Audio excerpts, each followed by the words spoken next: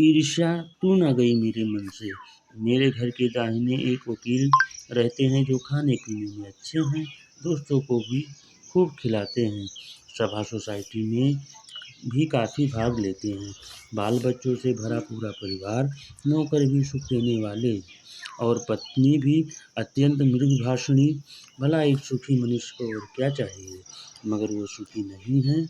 उनके भीतर कौन सा दाह है, मैं भली भांति जानता हूँ। दरअसल उनके बगल में जो बीमा एजेंट हैं, उनके वैभव की वृद्धि में वकील साहब का कलेजा जलता रहता है। वकील साहब को भगवान ने जो कुछ दे रखा है वह उनके लिए काफ़ी नहीं दिखता। वो इस चिंता में बुने जा रहे हैं कि काश एजेंट की मोटर, मासिक आय और उसकी तड़क-भड़क भी मेरी होती। ईर्ष्या का यह अनोखा वरदान है।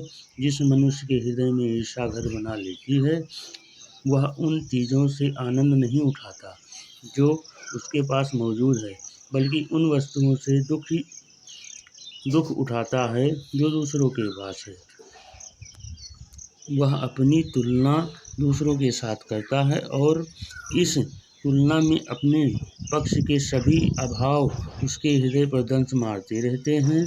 दंश का यह दाह को भोगने की कोई अच्छी बात नहीं है, मगर ईर्ष्यालु मनुष्य करे भी तो क्या।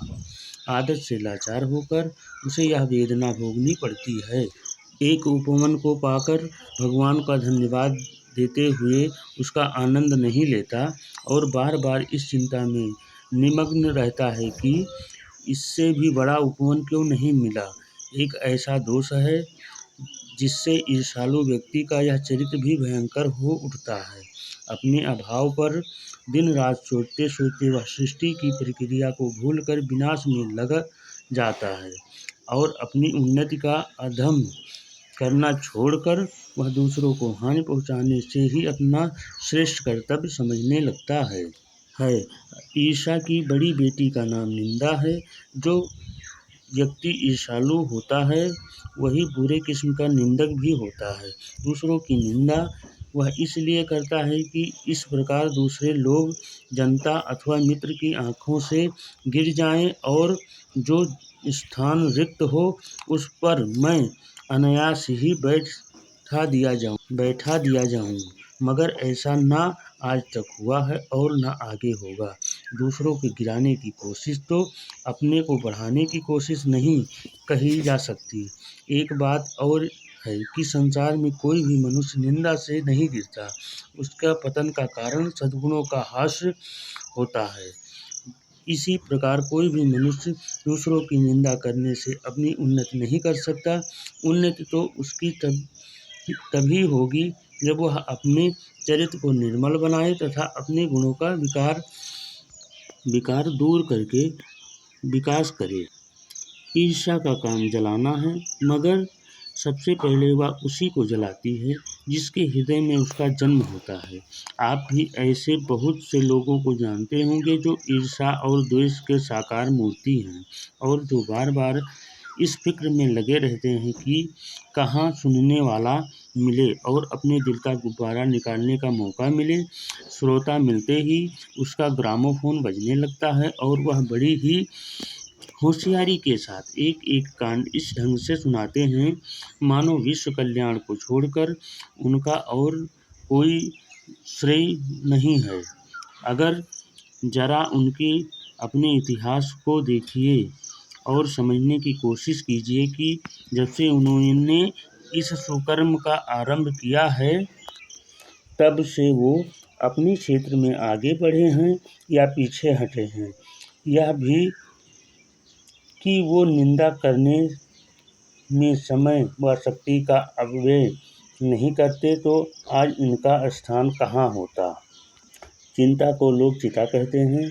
जिसे किसी प्रचंड चिंता ने पकड़ लिया है उस बेचारे की जिंदगी ही खराब हो जाती है। किंतु ईर्ष्यालु शायद चिंता से भी बदतर चीज़ यह है क्योंकि वह मनुष्य मौलिक गुणों को ही कुष्ठित कर डालती है। मृत्यु शायद फिर भी श्रेष्ठ है। हमें अपने गुणों को कुंठित बनाकर जीना पड़े। चिंतारहित व्यक्ति समाज की दया का पात्र है, किंतु ईर्ष्या से जला भुना आदमी जहर की एक चलती फिरती गठरी के समान है, जो हर जगह वायु को दूषित करती फिरती है। ईर्ष्या मनुष्य का चरित्र दोष नहीं है, प्रत्युत इससे मनुष्य के अंदर वो भी बाधा पड़ती है। जब भी मनुष्य के हृदय का उदय होता है, सामने का सुख और उसे मध्यम सा दिखने लगता है, पक्षियों के गीत में जादू नहीं रह जाता और फूलों में ऐसा हो जाता है मानो वह देखने योग्य ही ना हो।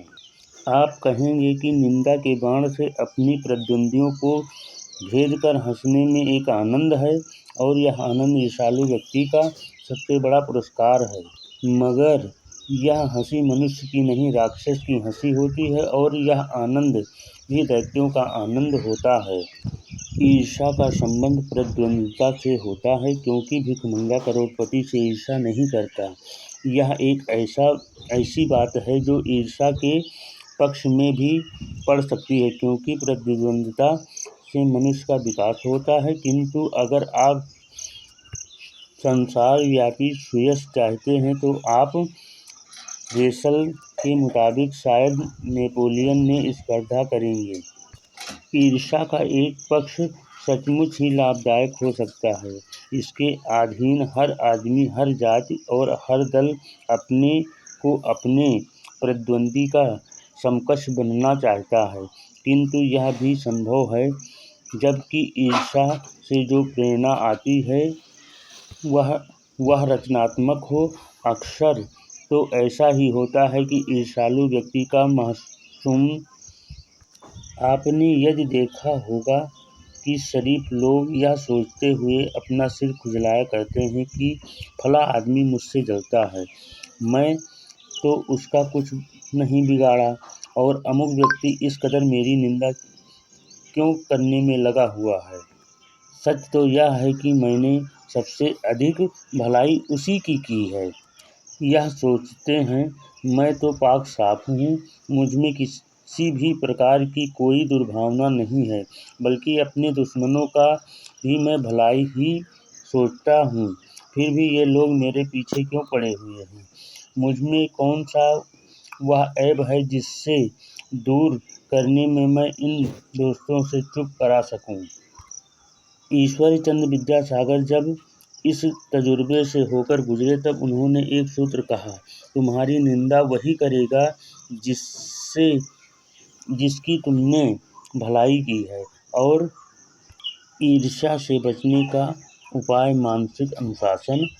जो व्यक्ति ईर्ष्यालु स्वभाव का है उसे फालतू बातों के बारे में सोचने की आदत छोड़ देनी चाहिए।